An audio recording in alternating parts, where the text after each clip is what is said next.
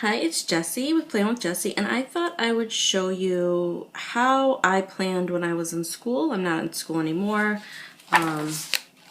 Sorry about the glare. But when I was in Ann Arbor recently, I picked up the student planner out of nostalgia reasons, I suppose.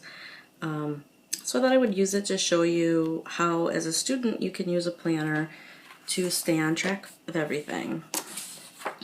So to help me do this, I have a random syllabus from last winter term. So the dates are going to be, let's see, winter dates, right?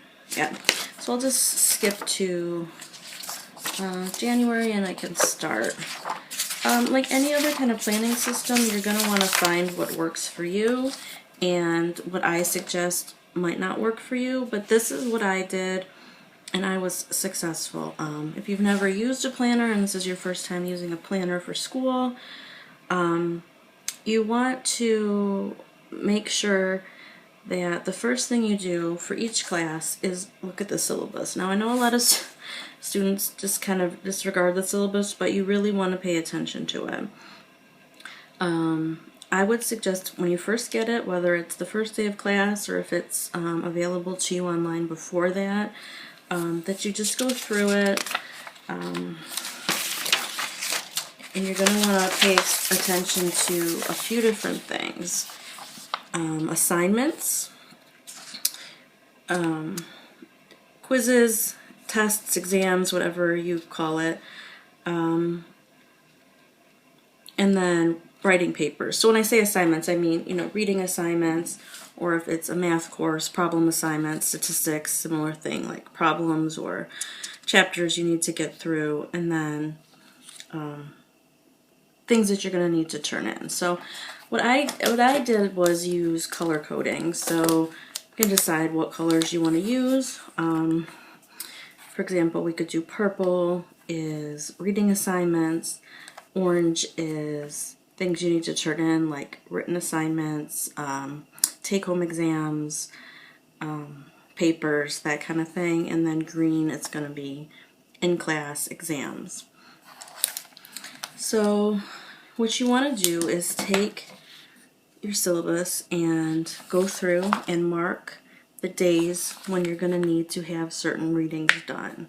So like, for example, there's no reading assignment for the first day of class. So the second week of class, you need to read chapters 1 through 6 and 18 to 29. So that's January 14th. So we skip to the 14th. And you can do this one of two ways.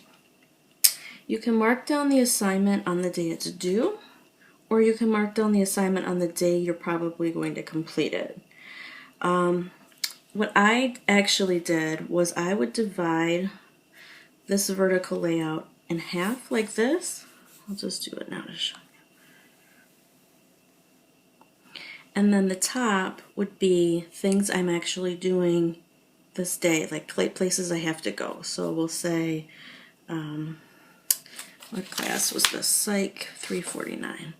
So Psych 349, and I need to read chapters 1 to 6, 18 to 29.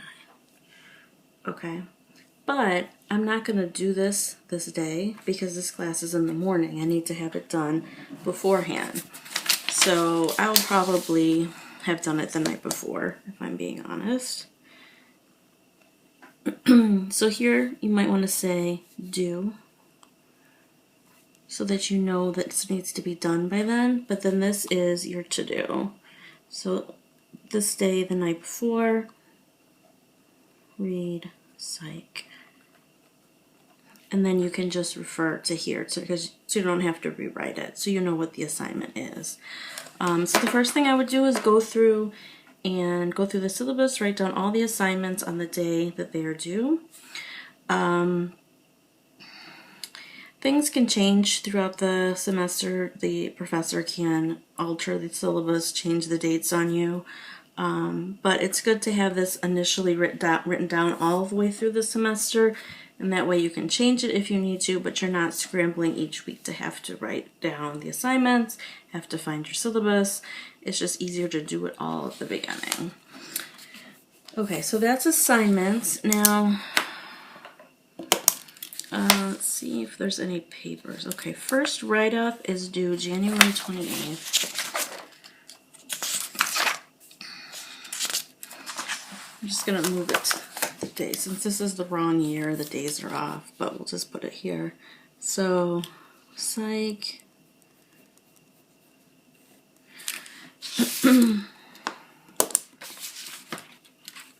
$349. We also have some reading to do. Okay, so let's do chapters 6 to 18. First write-up. Now I have no idea what a first write-up is for this class, how much time it's going to take. Is it something you can just do the night before? I suppose as you get through the class, you'll have a better understanding. Do I need to work on this the weekend before, a few days before, the night before? How long is this writing assignment going to take you? And of course, you're going to have multiple classes, so you don't want to use up the whole column if you have more than one class in that day. So just keep that in mind. You know, typically I used to have 2 to 3 classes a day, so I would, you know, you'd have enough room to write everything that's due. Let me see if at the beginning, one thing I didn't mention, see if this one has a monthly layout. And it's filled up with stuff though. Yeah, so it's probably not going to be helpful because it's got a lot of stuff filled in. What I was going to say is you can use this to write in, you know, what day your classes are on. Yeah, so, and then let's just do, so let's put in your exams. There's other assignments, more write-ups, paper outline. These are all the reading assignments, so you'd want to just really go through every one and put them all in. You know, it looks like this class doesn't have an exam. It just has a final project.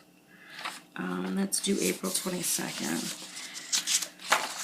So put that in, or you'd put the exam, whatever your final thing is. Again, I'm just going to adjust the date to the Thursday. So, psych,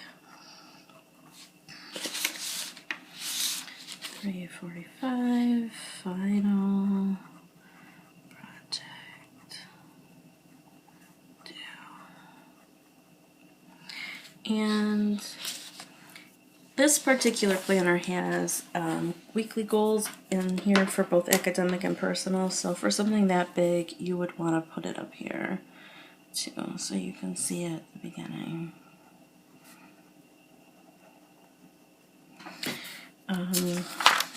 If your planner has monthly layouts as well, it might be easier to also use that so that you have a sort of a more of an overview of each month.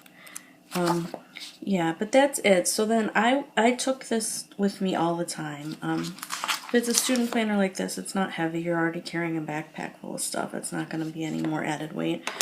And I would carry it with me so that I could put in any changes, or if I had you know, an added writing assignment or an added reading assignment given that day, or if a professor mentioned they were having extra office hours on a certain day, I can mark that down.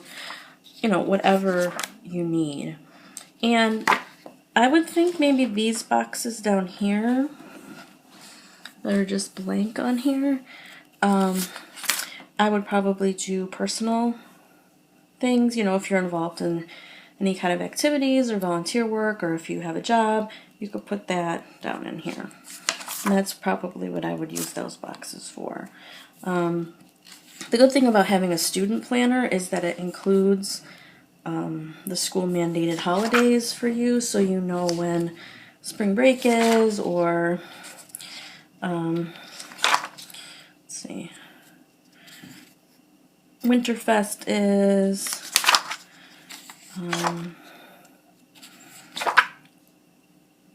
when the blood battle is, if you want to donate blood, different stuff like that, like campus events, so that's helpful as well. I mean, you don't have to have a student planner, and certainly not all colleges offer this, but I feel like for me, I really found a benefit in using my school's offered planner. You know, try it. Maybe it'll work for you. If it's not your cup of tea to have this much sort of school spirit, or if you want to be able to do some decoration, then I'm sure any other planner would work, and you could use the same kind of idea. You know, so basically, the first thing you want to do is go through all your syllabuses, mark down your assignments, your both written and reading assignments, and your exams. And that's going to really help you keep track of what you need to do.